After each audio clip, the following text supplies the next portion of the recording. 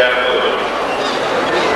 हम संत की शरण में जाते हैं तो संत हमें एक चीज देता है जिसे हम कहते हैं कि नाम दिया। कहते हैं नाम दान हुआ, नाम दिया। ये नाम क्या चीज है?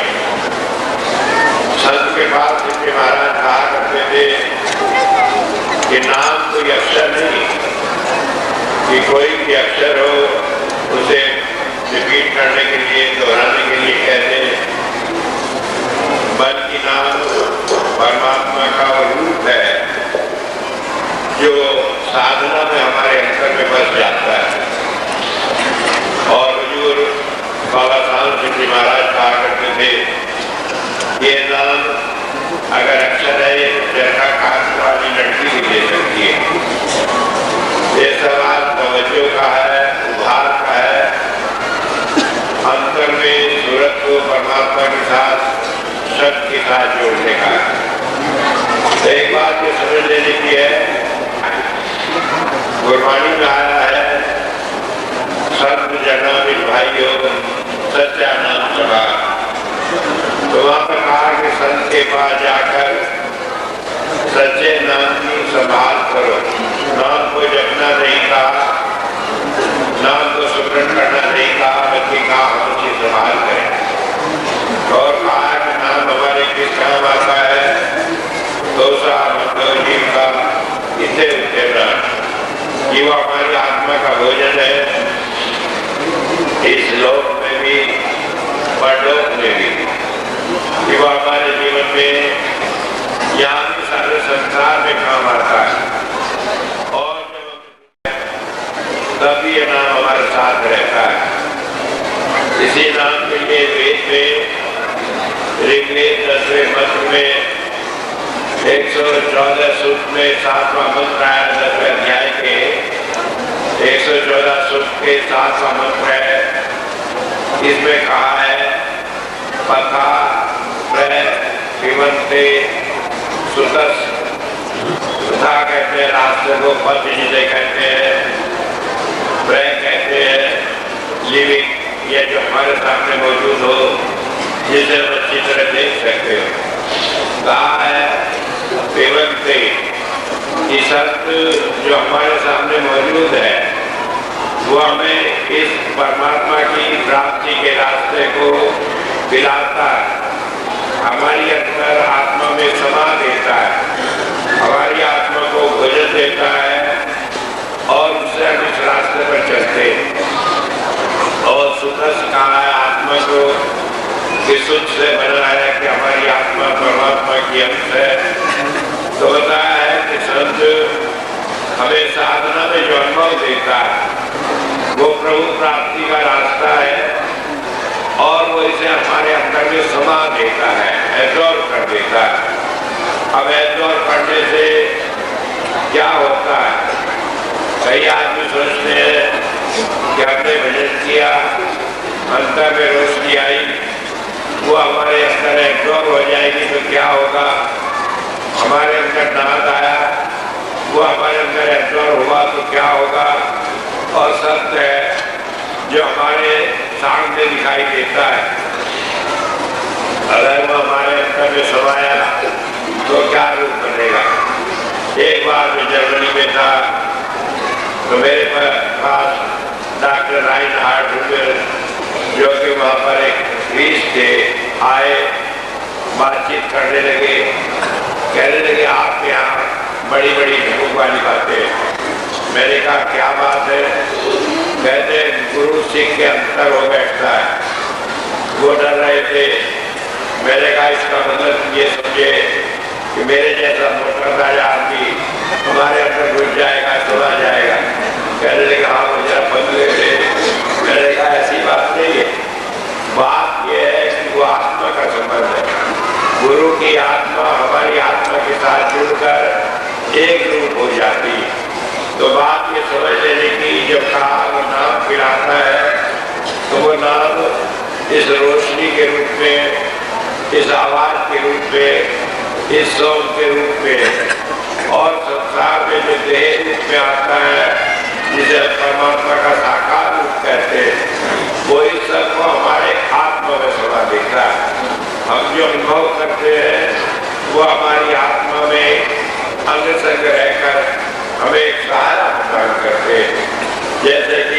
रोशनी का उदाहरण है। 12 प्रकार की रोशनी है, उसमें से एक ज्योति होती है।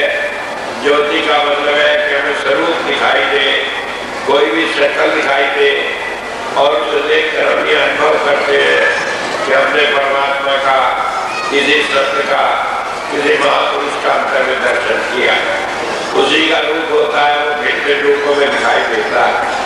तो उससे हमारा विश्वास बढ़ता है कि परमात्मा आज किस रूप में, किस देह में इस संसार में काम कर रहा है। इतना ही नहीं, बल्कि हमारे जीवन के हर अंग में, हर कार्यक्रम में, हर क्रम में समाकर वो हमारा एक हिस्सा बन जाता है। मैंने कई बार सत्संग में सुना है कि एक बार 1976 में मैं शामली में नाम दे रहा था, सत्संग हुआ, नाम दिया, तो उससे अगले दिन एक आदमी आया और आकर कहने का मुझे नाम दे दे। मैंने कहा क्यों, तुमने सत्संग सुना नहीं, तुम नाम जानते नहीं, क्यों नाम लेने चले आए? कहने लगे मेरा बहनोई आपके हाथ से नाम लिए हुए। मैं भैया रोज पर उनके यहाँ आया था और उन्होंने जिनकी इसलिए मैं नाम लेने चला आया। उन्होंने नाम लिया, नाम लेने के बाद जब वो जाने लगे तो मैं उन दिनों अक्सर कहा करता था कि भाई जब तुम्हें कोई दिक्कत पड़े तो तुम याद कर लेना, गुरु तुम्हारी मदद करेगा। तो वो आदमी हंसने लगा, कहने लगे इसका क्या मतलब हुआ? मैंने कहा बात तो साफ है कि अगर कोई दिक्कत हो तो तुम याद कर लेना, तो गुरु उस वक्त मदद करेगा। कहने गुरु जी आप तो बैठे रहोगे सतीला और मैं याद करते करते मर जाऊंगा, क्या फायदा होगा मुझे याद करने से? मैं कहने लगा नहीं भाई कोई बात नहीं। वो चला गया। उसके बाद 7 साल बाद वो आया। मैं कहने लगा भाई निर्मल सिंह कैसे आए? कहने लगे कि आया क्या, खींच लाए। मैंने कहा क्या खींच लाए हैं? कहने लगे मेरे साथ एक घटना हुई और उसने सारी घटना को सुनाया। जो पिछले महीने कहीं बैल खरीदने गया, मेले में 24,000 रुपये ले गया, 12,000 रुपये के 2 बैल खरीद लिए और बाकी रुपये वापिस अपनी जेब में रखकर गांव को बैल लेकर चल दिया। 2-3 दिन का रास्ता था। जब वो अपने गांव के करीब आया, जहाँ पर 4-5 किलोमीटर गांव रह गया, तो दिन छिप गया। लेकिन उसके गांव के चारों तरफ जंगल पड़ता था और उस जंगल में लुटेरे रहते थे। वो लोगों को देखकर लूट लेते। तो डर हुआ कि मैं ऐसे वक्त में जाऊँ, क्या चीज लगे, मारपीट करेंगे। तो एक तो मैं सोचने लगा कि मैं कहीं रुक जाऊँ। फिर ख्याल आया कि गाँव पास है, चलो घर जाकर आराम करेंगे। तो वो बैल लेकर चलने लगा। जैसे ही वो थोड़ी दूर गया, तैसे उसे महसूस हुआ कि कोई आदमी बातचीत कर रहे हैं। वो घबराया कि लुटेरे हो गए। तो तैसे ही कहने लगा कि मुझे पहले तो नहीं मालूम था, लेकिन उस वक्त मुझे आपकी वो बात याद आई और आपने जो नाम दिया था वो मैं भूल गया। मुझे तो आपका नाम भी याद नहीं रहा, मैं सिर्फ स्वामी जी करने लगा। उसके बाद एक आदमी आया, मैंने समझ लिया कि आप भी किसी चक्कर में आया है। तो जैसे वो मेरे पास आया, थोड़ी दूर रह गया, वो कहने लगा, मैं कहने लगा उससे कि दूर वहीं पर रहो, कि क्या बात है कि मेरे बैल मारने वाले और तुम पास आओ गए, वे मार सकते हैं। कहने लगे भाई मुझे तो माचिस चाहिए थी। भी मेरे पास माचिस थी, मैंने उसे मना कर दिया। कहने लगे मेरे पास माचिस नहीं है, मैं बीड़ी नहीं पीता। वो आदमी चला गया। उसके बाद मुझे आप दिखाई दिए और मुझे अपने पीछे ले जाकर सारा रास्ता छुड़ाकर जंगल के रास्ते से ले जाकर मुझे घर में पहुंचा दिया। जब मैं वहाँ पहुंचा तब मुझे आपकी वो बात याद आई कि जब मुसीबत में उसे याद करने से मदद मिलेगी। तो होता यह एक विश्वास बन गया कि अगर वो हमारी मदद करता है, चाहे वो शरीर रूप में कहीं भी हो, वो प्रकट होकर जहाँ देखता है कि उसके मदद की जरूरत है तो मदद करता है। तो हम उस स्वरूप को, उस अनुभव को अपने जीवन में ग्रहण कर लेते।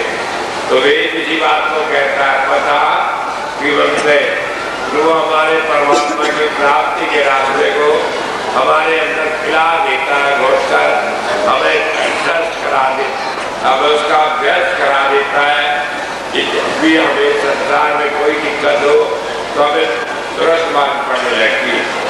और ये नहीं कि हम अपने आप याद करें, बल्कि वो अपने आप ही जब जरूरत होती है अपने आप मदद करता है। मेरे अपने जीवन की एक घटना है, जब हजूर ने चोला छोड़ा तो उसके बाद ही चक्कर पड़ा हुआ था कि कौन आदमी काम करेगा, क्या होगा क्या नहीं, चारों तरफ हाहाकार मचा हुआ। तो उसी टाइम में एक दिन मिस्टर जैन आके जैन मेरे पास आए, कहने लगे हम एक मीटिंग कर रहे हैं, आप उसमें आए और आकर ये विचार करें हजूर के मिशन को कैसे आगे बढ़ाया जाए। मैंने कहा भाई मिशन को बढ़ाने की बात कोई नहीं करता, लोग तो गुरु बनने की बात करते हैं, तो इसलिए इस मामले को नहीं छेड़ा जाए। कहने लगे नहीं, हम तो केवल मिशन को बढ़ाने की बात करेंगे। वो मुझे निमंत्रण देकर 5 जनवरी 1975 के लिए आगरे में मीटिंग का निमंत्रण देकर वो चले गए। मैंने कुछ आदमी को साथ लेकर वहाँ जाने की तैयारी की। जैसे ही 3 तारीख को मुझे उनका पत्रकार मिला और मैंने कहा मीटिंग कैंसिल हो गई, आप ना आए। जब ये बात हुई तो मैं सोचने लगा कि ये क्या बात है। तभी मेरे कान में बड़ी जोर से आवाज आने लगी। मैं बैठ गया भजन में, महाराज जी प्रकट हुए और कहने लगे मीटिंग होगी और तुम्हें वहाँ जाना है। मैंने कहा जो तार आया है, कहने लगे नहीं तार के चक्कर में न पड़ो, तुम्हें वहाँ जाना है। मैंने कहा क्या करना है, कहने लगे वो मैं बता दूँगा। तो उसके बाद जैसे मैंने कहा कि मुझे जाना है, मेरी पत्नी कहने लगी जो वहाँ खबर आ गई तो क्या जानना है, वहाँ तो मीटिंग नहीं हो रही। मैंने कहा हजूर ने कहा कि हो रही है। कहने लगा आप अपने मन से कह रहे हैं, जब तार आ गया तो मीटिंग का हो रही। लेकिन उसके बाद मैं गया, मेरे साथ अण्णा जी थे, जो हमारे अण्णा जी हैं उनके भाई थे, और इसके अलावा 2-4 आदमी और। जैसे हम आगे पहुँचे तो देखा वहाँ पर मीटिंग हो रही। मैंने वहाँ पर जैन साहब ने उनसे पूछा भाई आपने तार क्यों दे दिया कि मीटिंग नहीं हो रही है। कहने लगे कि यहाँ पर बड़ी गड़बड़ थी, लोग चक्कर में पड़े थे, इसे गुरु बनाओ उसे बनाओ। मैंने सोचा आपसे वायदा किया था कि ये बात नहीं होगी, तो इसे मेरा कोई बस नहीं चला मीटिंग में, तो मैंने सोचा आपने आए इसलिए खबर कर दी कि मीटिंग नहीं हो रही। मैंने कहा तुमने तो खबर कर दी, पर हजूर ने तो कह दिया कि आना है तो मुझे आना पड़ा। कहने लगे जी फिर उनकी वो फिर वहाँ पर गए तो देखा सब वही झंझट चल रहा, लेकिन हजूर ने एक संदेश दिया और उसी लाइन पर हमने वहाँ बात की। तो जिस वक्त रात को 11 बजे मीटिंग उठी तो मैं जाकर लेट गया, तो हजूर आए और अंतर में कहने लगे मैंने यही बात तुम्हें कहने के लिए भेजा। और उसके बाद मैं चला आया।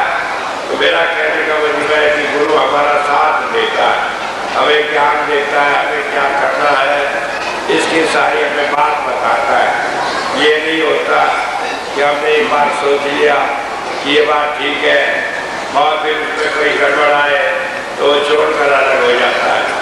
बल्कि जहाँ भी आवश्यकता होती है और जैसे जैसे निर्णय लेना होता है वो उसमें हमें रास्ता दिखाता रहता है और ये काम वो नाम के द्वारा करता है।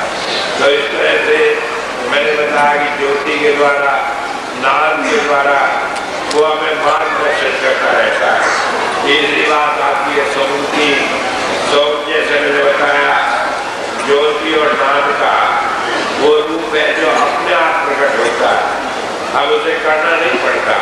मान लीजिए अब कहीं जा रहे हैं, हमें खुली आंख को कुछ दिखाई देने लगे, खुले कान को सुनाई देने लगे, या इसी तरह का कोई अनुभव। कई आदमी मेरे से पूछते हैं कि आपने सतीले का आश्रम क्यों बनाया। तो मैंने बताया कि एक बार मैं जा रहा था बरेली से लखनऊ, जब मैं इसी जगह से पास हुआ तो ठीक यहाँ पर सड़क पर एक टीला बना हुआ है, तो उस टीले के पास मेरी कार खराब हो गई। मैं जा रहा था, कार खराब हुई तो मैं आँख बंद की तो महाराज जी कहने लगे देखो भाई इस जगह तुम्हारा आश्रम बनता है, ये जगह देख लो। मैंने आँख खोली और मैं सुशीला जी से कहने लगा कि महाराज जी कहते हैं यही आश्रम बनेगा। कहते कि जहाँ जहाँ आपकी कार खराब होगी सभी जगह आश्रम बनेगा। मैंने कहा नहीं दिनों कार ऐसी थी वो 10 मील में 5 जगह खराब होती थी। तो जब ये हालत थी तो हम चले गए, बात आई गई हो गई। शनिदेव में हमें कोई जानता नहीं था और हरदोई में से विशेषता रही है कि बहुत दिनों तक कभी कोई संत नहीं हुआ, तो ऐसे में कोई सोच भी नहीं सकता। जब मैंने ये बात कही तो मेरे साथ एक आदमी बैठे हुए थे, उन्होंने बरेली सत्संग में अगले महीने इस बात को कह दिया। अब जब कह दिया तो बात खुल गई कि वहाँ आश्रम बनेगा, इस तरह का आश्रम बनेगा। तो वहाँ से हम लोग चल कर आए, कहा भाई देखिए अच्छा कोई जगह हो देख लेंगे, चलो देखा है समीरा कैसा है। तो जब मैं आया एक आदमी को पहले भेजा कि वहाँ जाकर कोई कमरा बुक करा देना, कहीं ठहर जाएंगे। लेकिन वो आया, उसे पता लगा यहाँ पर कोई होटल नहीं, कोई जगह नहीं ठहरने की। तो यहाँ पर एक शीतला मंदिर है, उसने आकर वहाँ पर एक महात्मा रहते थे, उनके पास जाकर कहा, कहते हैं हमारे स्वामी जी आ रहे हैं, क्या आपके मंदिर में एक दिन ठहर सकते हैं? कहने लगे भाई मुझे खबर नहीं हमारे स्वामी जी कैसे हैं, लेकिन 6 महीने पहले मुझे एक स्वप्न हुआ था और मुझे बताया गया था कोई महापुरुष आकर यहाँ कोई काम शुरू करेगा। अगर वही है तो मेरा भाग है, अगर वो नहीं है तब भी कोई आकर ठहर जाए, एक दिन ठहरने में तो कोई दिक्कत नहीं। इसके बाद मैं अगले दिन आया, मुझे वहीं पर मिला हुआ आदमी और उसने कहा कि महात्मा जी ने बात बताई। महात्मा जी को देख कर कहने लगे कि हाँ यही मैंने अंतर में देखा था, जिसे वो स्वप्न कह रहे थे कि मैंने स्वप्न में देखा था आपको और वो बात सही है।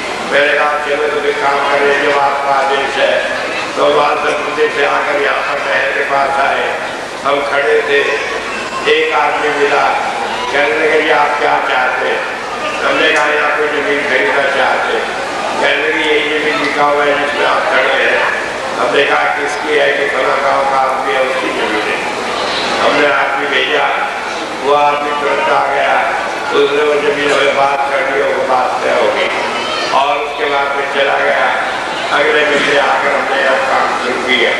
तो कहने का मतलब है कि वो चीज़ अपने आप ज्ञान में आई, लेकिन यही नहीं मेरे ज्ञान में आई, बल्कि जब उसके 3-4 साल बाद मैं विदेश में गया, वहाँ पर अनेक आदमी ने इस बात को बताया कि लखनऊ से 50 किलोमीटर के दायरे में रेडियस के अंदर कोई जगह है, उन्होंने वहाँ पर कहा मेरा आश्रम बनाया।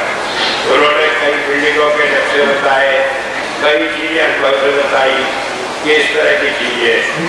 तो मैं बता रहा था कि ये सारी चीज़ें हमें रास्ता दिखाती है और जहाँ जहाँ भी कोई झंझट होता है वही हमारा मार्गदर्शन करती है। कई बार हम सोचते हैं कि किस मामले में हमें मार्गदर्शन मिलता है और किस में नहीं मिलता। कई बार जब हम सोचते हैं कि हाँ भजन सीखने में मिलता है, दुनियादारी की चीज़ों में नहीं मिलता, लेकिन ऐसी बात ठीक नहीं है। हर तरह के काम में, चाहे वो दुनियावी काम हो चाहे अंदरूनी काम हो, उस सारे में हमें सहायता मिलती है। मुझे याद है एक बार मैं रुड़की में सत्संग दे रहा था, डॉक्टर PS पटेसर गया उनके मकान पर।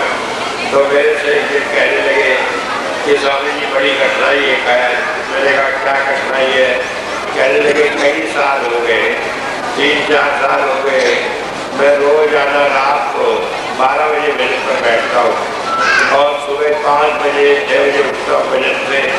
लेकिन होता है ध्यान लग जाता है, अंतर में सत्संग सुनता हूँ, हुजूर सत्संग करते रहते हैं, मैं उसे सुनता रहता हूँ, लेकिन उससे आगे नहीं बढ़ पाया। 3-4 साल हो गए वहीं पर अटका पड़ा हूँ।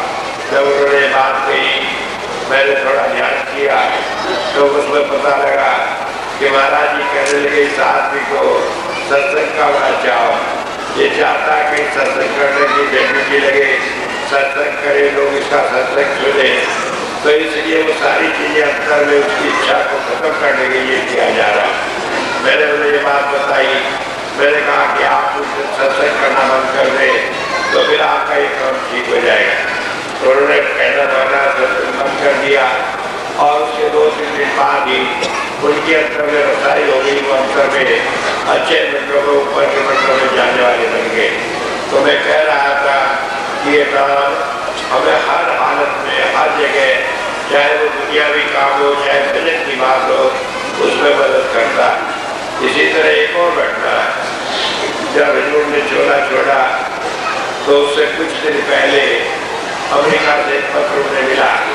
तो होता ये था कि जब वहाँ कोई विदेश में नाम लेना चाहता तो वहाँ पर एक एप्लीकेशन भरवाई जाती थी और वहाँ का इंचार्ज उसे रिकमेंड करके हुजूर के पास भेजता था। रिकमेंड करने फॉरवर्ड करके भेजता था कि अगर आप इजाज़त दें तो उसे नाम दे दिया जाए। जब हुजूर लिख देते वो लेटर मिल जाता तो वहाँ का इंचार्ज उसे नाम दे देता। तो इस तरह नियम था वहाँ पर बनाया हुआ। तो एक आदमी मिस्टर जो थे उन्हें पत्र लिखा, उनकी एप्लीकेशन मंजूर होकर चली गई। जैसी एप्लीकेशन वहाँ पर गई उसी दिन हुजूर ने चोला छोड़ दिया। तो वहाँ के इंचार्ज चक्कर में पड़ गए कि हुजूर ने परमिशन तो दी लेकिन अपने जीवन में दे दी, उसके बाद जब वो नहीं रहे तो इस आज्ञा को माना जाए या ना माना जाए, ये वैलिड है कि नहीं। फिर किसी ने समझाया तो उन्होंने नाम दे दिया उस व्यक्ति को। जब वो आदमी नाम ले लिया, भजन में बैठा, अच्छी रसाई हुई, हुजूर का दर्शन हुआ, बड़ा खुश हुआ। वो आर्किटेक्ट था तो उसने अपने मन में धारणा बनाई कि मैं एक सुंदर सा मकान बनाकर उसे आश्रम के लिए अमेरिका में दे दूँगा। वो सैन होते हुए कैलिफोर्निया में जो जगह है वहाँ पर था तो उसने मकान बनाया बड़ा अच्छा, लेकिन और उसको सत्संग के लिए अपने मन में निश्चय किया। लेकिन हुआ ही हो कि आप लोग जानते हैं हुजूर के चोला छोड़ जाने के बाद कुछ दिनों बाद सारी संगत में इस तरह के झगड़े शुरू हो गए। इस तरह की बात हो गई, कोई किसी को बुरा कहता, कोई किसी को बुरा कहता, सारे एक दूसरे की बुराई में लगे। वैसी बातें अमेरिका में भी हुई, कई ग्रुप हो गए, उनके झगड़े चलते हैं। तो आगे तो उसका मन उन सारी बातों से खराब हो गया और उसने कहा मैं अब किसके चक्कर में पड़ूँ।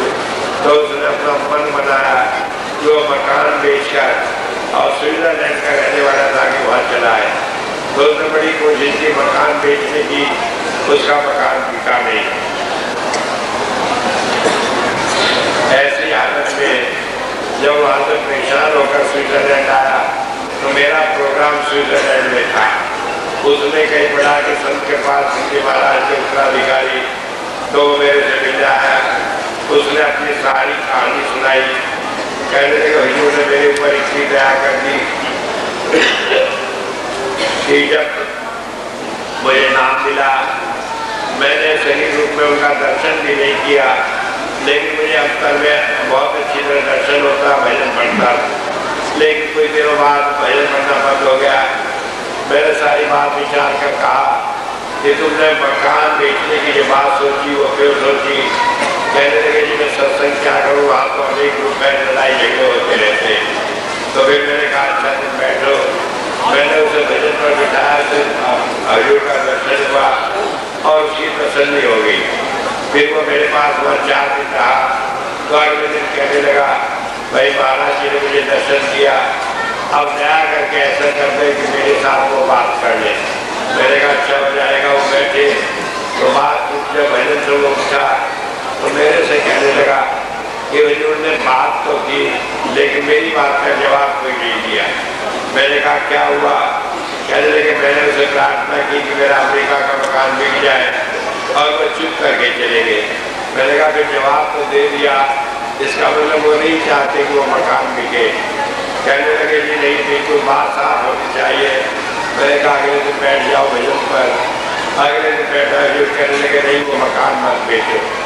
अब वो कहने लगा जी ये तो कोई बात नहीं हुई, मैं तो आना नहीं चाहता, मैं किसे मकान दूँ, आपस में लोग लड़ते हैं, इसीलिए उस मकान को किसी तरह आप बिकवा दें, हुजूर से कह दें कि वो मकान बेचने की गारंटी दें।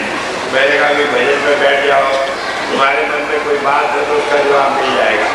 जब वो अंदर बैठे भजन पर तो उनका भजन ही नहीं बना, हुजूर ने दर्शन नहीं दिए। 2 दिन बाद जब परेशान हो गया, कहने लगे कि अब आप कोशिश कर रहे हुजूर से कह दे कि मेरा मकान बिक जाए। मैंने कहा तुम अपनी बात गुरु के ऊपर चलाना चाहते हो। तो उसने दर्शन देना बंद कर दिया। वो अवॉइड करने लगे कि आपने कहना नहीं मानता, मान लीजिए मेरी साथ भी यही हुआ तो उसका कौन जिम्मेदार होगा। अब गुरु का कहना तो नहीं मानते, हम चाहते वो हमारा कहना माने, हमारी बात चलाए। यही बात मैंने आपको कल बताई कि सत्संग में जब ये बात कही तो वो कहने लगे नहीं जी आप सब कुछ कर सकते हैं, आप इस काम को मेरे करा दीजिए। मैंने कहा मैं आपको हाथ जोड़ता हूँ, आप अपने घर जाए और जहाँ चाहे वहाँ को ये काम करा ले। जिस काम को हजूर नहीं चाहते मैं नहीं करा सकता। उसके बाद कई साल तक मिला, कई साल बाद मिला, कहने लगे कि मैं क्या करूँ। मैंने कहा वहीं जाकर बसो, सत्संग शुरू करो, मकान में रहो, तो उसी से सारी चीज ठीक हो जाएगी। फिर वो आदमी चला गया, वहाँ पर रहा।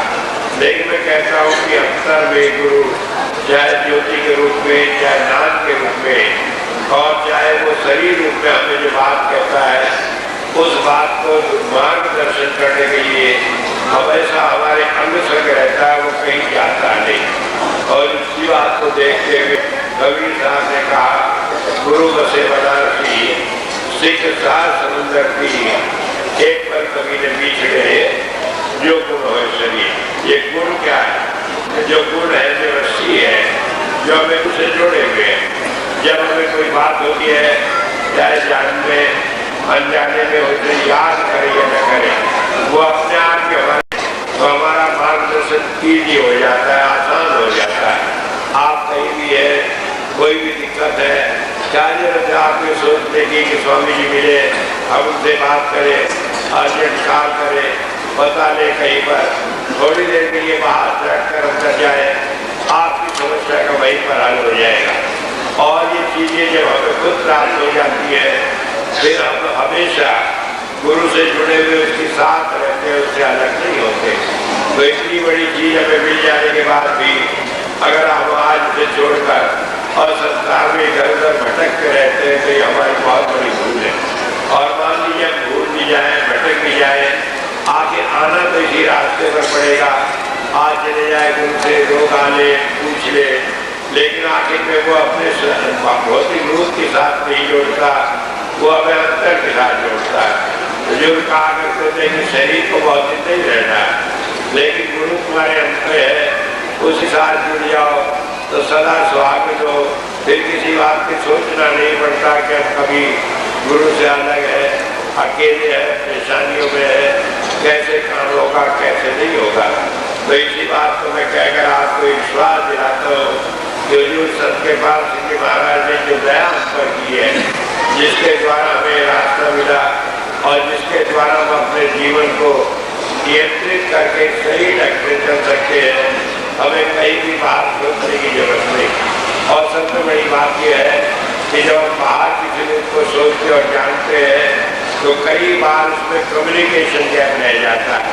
किसी ने कुछ कहा, हमने कुछ समझा, और उसमें जब फर्क आ जाता है तो फिर हम उसमें झगड़ा करने लगते हैं, कहने लगे हमें तो ये कहा था, हमें तो दूसरी बात कही।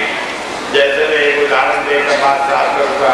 एक बार एक भाई आए यहाँ पर आश्रम में, वो अपनी सास को लाए, अपनी पत्नी को लाए, आकर कहने लगे जी मेरी सास को कैंसर है, बहुत परेशान है, कोई इनका करने वाला नहीं है, हम बहुत जाने तो फिर किसी तरह छुटकारा हो जाए।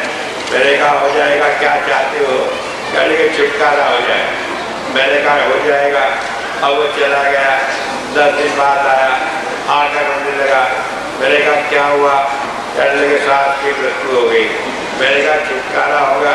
कहने लगे ये छुटकारा थोड़ी कहा था, मैं तो बीमारी से छुटकारा करने का। मैंने कहा जब बीमारी ठीक होने वाली नहीं, तुमने कहा छुटकारा हो जाए, छुटकारा हो गया। तो ये कम्युनिकेशन गैप जो रह जाता है, ये हमारे अंतर में नहीं रहता, क्योंकि वहाँ जरा सी जब भूल समझ ले तो तुरंत ठीक करके हमें सही रास्ते पर लगा देता है। फिर आपको नहीं कहना पड़ता छुटकारे का ये मतलब नहीं हुआ है, वो अपना रास्ता बताता है, वो अपने गाइडेंस देता है और वो उस रास्ते पर हमें चलाता है। अगर हम उसका मतलब लगाकर किसी तरह बहाना करना चाहिए ये नहीं ऐसा मतलब था, तो वो हमें गलत रास्ते पर जाने नहीं देता, नियंत्रण करके साथ रखता है। तो इसलिए बताया कि अंतर का रास्ता इतना साफ है कि एक बार गुरु हमारे साथ हो जाए, हम उसका सहारा ले लें, बाहर मुखी न रहे, तो हमारे सारे काम सही ढंग पर अपने आप बन जाए। लेकिन एक बात मैं बता दूं, अंतर चक्कर में कहीं भस्मासुर वाला काम ना करे कि अब गुरु की तो जरूरत नहीं, हम तो अपना सारे काम खुद चला लेंगे। क्योंकि ये मन भी कई बार अंतर में आकर प्रोजेक्ट करने लगता है अपने विचारों को। शुरू में हम उसका अनुमान नहीं लगा सकते, हमारे मन में कोई विचार है उसी के अनुसार सारी बात बन जाती है और इस तरह से एक बात कभी कभी गड़बड़ हो जाती है। तो वैसे तो उसका सही तरीका है, जो अंतर में अनुभव, अगर आप नाम जो आपको मिला है, जो मंत्र मिला उसे रिपीट करेंगे तो इस तरह की गलतियाँ नहीं होती। लेकिन अंतर में अक्सर जब हमारा भजन बनता है तो वो नाम का याद करना छोड़ देते और उस वक्त मन जो आकर कहीं ना कहीं बीच में दखल देकर बात को गड़बड़ कर देता है और उसमें आकर फिर हम लड़ते हैं, कहने लगे कि आपने ये कहा था अंतर में, बात तो ये बात हुई थी और उससे कई बार मन में फर्क आ जाता है। अंतर में आपने क्या कहा इसको समझने में थोड़ा टाइम लगेगा और उतनी देर जितनी देर आप अपने अंतर की को सही ढंग से आ जाए उतनी देर आपको बाहरी रूप से गुरु की आवश्यकता पड़ती है। क्योंकि जो हमने अंतर में देखा सुना उसको सही रूप में समझने के लिए हमें गवाही होती है ऐसे व्यक्ति की जो उस वक्त मौजूद है, जो सारी चीज देख रहा है, जिससे कोई बात छुपी नहीं है, चाहे वो कहीं भी बैठा हुआ है। तो इस तरह से हमें जरूरत पड़ती है और एक स्टेज बात में ऐसी आ जाती है कि वो सारी बातें साफ होती है, उनमें फिर मन का दखल नहीं होता और हम अपने रास्ते पर बेखटक चलते चले जाते हैं।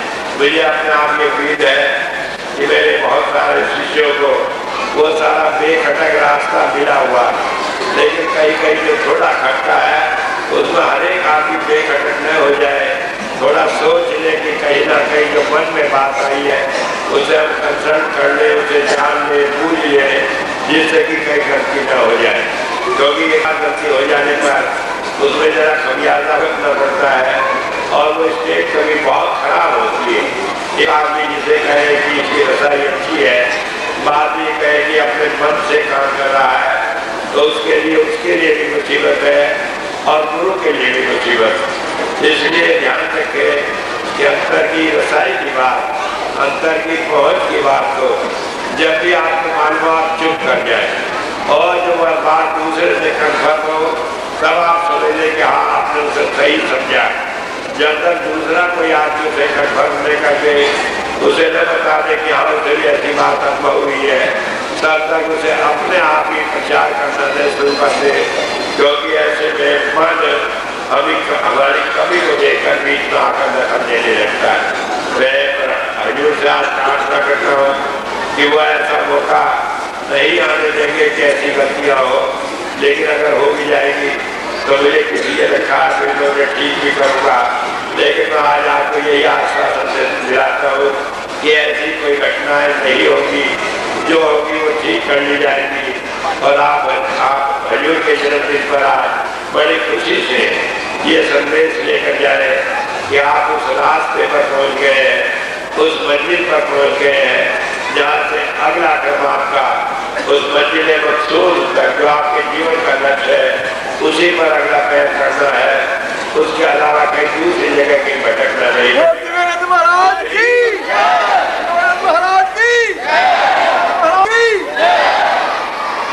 एक बात मैं कहना चाहता हूँ, जब हम जय बोलते हैं तो हम अपने लिए तो बोलते नहीं, दूसरों को समझाना चाहते हैं और दूसरों को समझाने के लिए जय बोलने का तरीका अच्छा नहीं, बल्कि तरीका यह है कि हमारा जो आचरण है वही लोगों को बताएगा कि क्या है। मुझे जय बोलना पसंद नहीं, तो मैं चाहूँगा कि इस परिपाटी को आप छोड़कर थोड़ा ये रखें कि जो हमारे मन में है वही दबा कर रखें। जब वो वहाँ से प्रकट होकर सामने आएगा तो उसका लाभ लोगों को बहुत ज़्यादा मिलेगा। खाली जय बोलने से कुछ नहीं मिलता, क्योंकि ऐसा हमने जय बोली, ठीक है हमारे मन में ये बात है, लेकिन उसी तरह दूसरे लोग गलत आदमी भी तो कर सकते हैं। तो इसलिए मैं आगे साथ में प्रार्थना करूँगा कि आप जय कार्य वाली बात को छोड़ दें। आपका जीवन तो ऐसा है कि अगर आप मौन धारण कर लेंगे अपने मन की बातों का, वही अपने आप भूल कर रेडिएट होकर सारे संसार में जाएगी, उसके लिए हमें मुंह से कहने की जरूरत नहीं पड़ेगी। आज इतनी बात कहकर मैं अपनी बात को समाप्त कर रहा हूँ। 3-4 सूचना है, वो जरा गौर से सुन ले। पहली बात यह है कि इस वक्त का ये प्रोग्राम समाप्त है और इसके बाद में जो भाई जाना चाहेंगे वो खुशी से जा सकेंगे। इसके बाद 11 बजे यहीं पर नामदान होगा, इसी जगह पर बैठ जाएंगे और उस वक्त 11 बजे आकर मैं नामदान दे दूंगा। एक बार कई बार लोग कहते हैं कि आगे की जगह पर दूसरे लोग नाम दें, इंटरेस्ट से मैं नाम नहीं देता। वैसे तो वह एक ही बात है, क्योंकि जो नामदान दे मेरे आज्ञा से दे रहे, मेरी जिम्मेदारी से दे। लेकिन कई बार लोग जिद करते हैं कि कई नाम दूँ, मैंने सोचा है कि भंडारे के मौके पर नहीं नाम दूंगा यहाँ पर, तो ऐसे कोई बात हो तो वो आ जाए। वैसे जो भी जहाँ नाम दे रहा है मेरे हुक्म से, उसमें मेरी पूरी जिम्मेदारी है। मेरे अपने काम में मैं कहीं गड़बड़ कर जाऊँ, जिसे मैं जिम्मेदारी दे रखी है उसके काम में तो गड़बड़ नहीं करता। तो नामदान यहाँ 11 बजे होगा। दूसरी बात ये, जो सेवादार है जिन्हें बिल्ले मिले हुए हैं, अब उनकी सेवा समाप्त हो जाएगी इसके बाद, और वो बिल्ले जमा करके अपना प्रसाद बांधने का काम उनसे ले लेंगे। तीसरी बात है, जेंट्स के डिस्ट्रिक्ट गवर्नर है, वो यहाँ से जाने से पहले स्वर्णलता से मिलेंगे, वहाँ पर बातचीत कर सकेंगे। एक बात ये है कि अभी गुरु पाठ की रसीदें मेरे पास बहुत सारी बची है, जिन्होंने अभी तक नहीं लिए वो ले ले और वो यहीं से ले लेंगे। और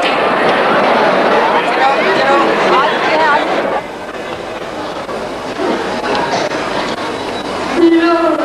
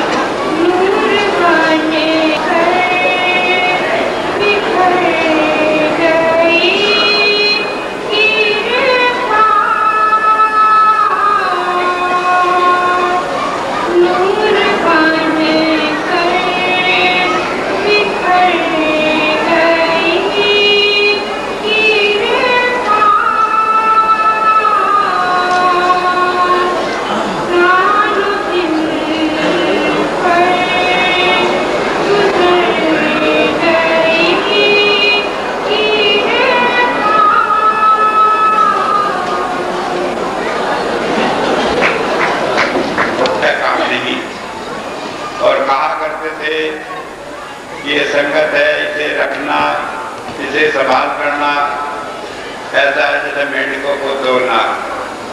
मेंढक को तराजू में तोलना हो तो सारे उछल उछल कर अनबैलेंस हो जाते हैं, उन्हें कोई तोल नहीं सकता। जब मैं कई बार उनकी ये बात सुनता तो मैं सोचता कि बार बार क्यों ये बात कहते हैं, कौन इस गति का, कौन गुरु बनने का इतना इच्छुक है। क्योंकि जब से हुजूर ने मुझे नाम दिया, मेरे मन में एक ही लगन थी कि मैं कहीं एकांत में अपना सारा जीवन बिताऊं, किसी से कोई मतलब न रखूं। परमात्मा दया भी कर दी, एक ही लड़की हुई, और उस लड़की के बाद भी जब कभी ऐसा अवसर आया, किसी ने कहा कि परमात्मा करे आपके लड़का हो जाए, मैंने कहा ये बद्दुआ मुझे न दो, मुझे तो एक ही काफी है, मुझे इतना कर्जा किसी का देना नहीं, मुझे बहुत सारे बच्चे। मुझे याद है एक बार एक मुसलमान फकीर हमारे घर में आया, मेरे पास ठहरा, कहने लगा रात मेरी खुदा से बात हुई। मैंने कहा भाई मुबारक है तुम्हें। कहने लगे खुदा ने कहा कि तुम्हारे घर में एक लड़का होगा। मैंने कहा तुम फकीर हो, पहुंचे हुए, खुदा से तुम्हारी बात हुई, लेकिन तुम्हारे खुदा की भी मेरे आगे कोई बात चलेगी नहीं, क्योंकि मैंने तो अपने मालिक से, अपने हुजूर से मांगा हुआ है कि अब मुझे बच्चे की जरूरत नहीं। और ये मैं तुम्हें कहता हूँ नबी रसूल कि मेरा तुम्हारा चैलेंज है कि खुदा भी अब मुझे कोई बच्चा देगा नहीं, मैं किसी बच्चे को